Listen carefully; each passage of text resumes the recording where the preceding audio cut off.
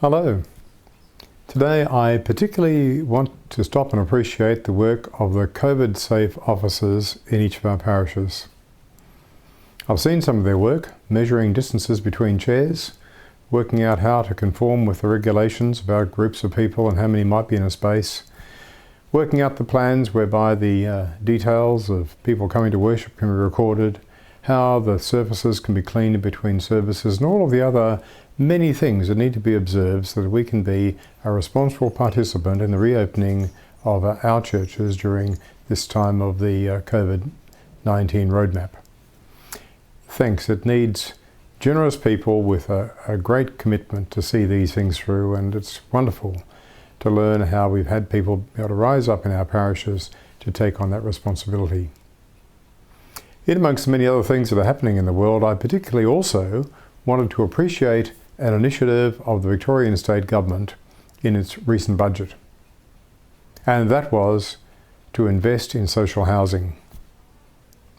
Of the things that can make people's lives better, affordable housing is one of the greatest gifts that can possibly happen in a person's life.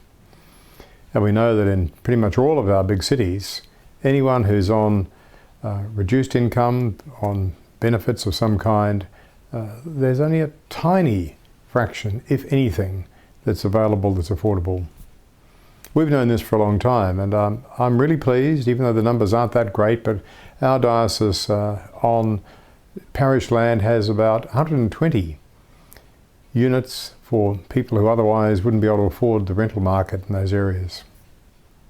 That's probably about 150 or more people who are in a better situation with housing security because of initiatives we've taken over the last 20 years. Of course, our opportunity of responding to the great need is somewhat limited, and that's why it's really important that there are initiatives coming from state government that can help the renewal of our public housing stock and the addition to the quality of that stock and the availability, especially in areas where people would like to live. It's really important that we have diverse communities where people, irrespective of income, can be part of a local community. This really adds to the value and the richness of our human community. It adds to the richness of our parish communities if we have a diversity of people from different economic and other backgrounds participating in the life of that church.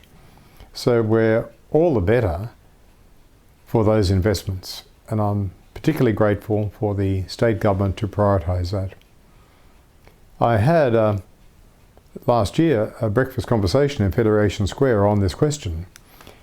And one issue that I think remains for the state government to consider is something that was raised there.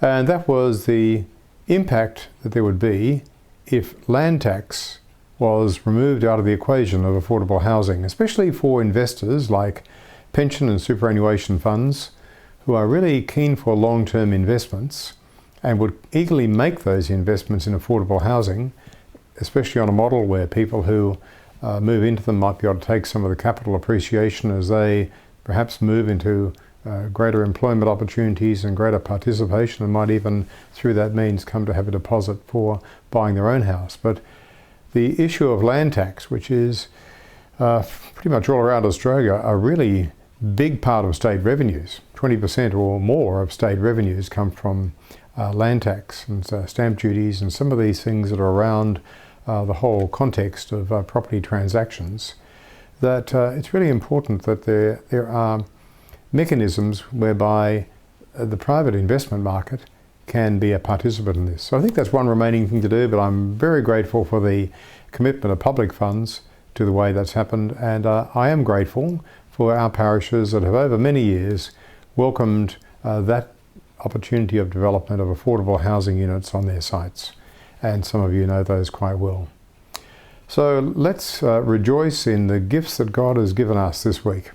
I'm really looking forward to Saturday the 28th of November, where we'll have our ordination of priests. It'll happen in a different way.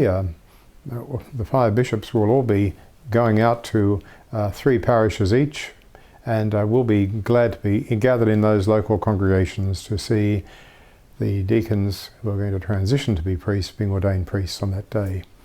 So many of you I'll see on that occasion. I look forward to that, and I am always so glad to be part of the renewal of our ordained ministry year on year. May God bless you, God watch over you and keep you this day and forevermore. Amen.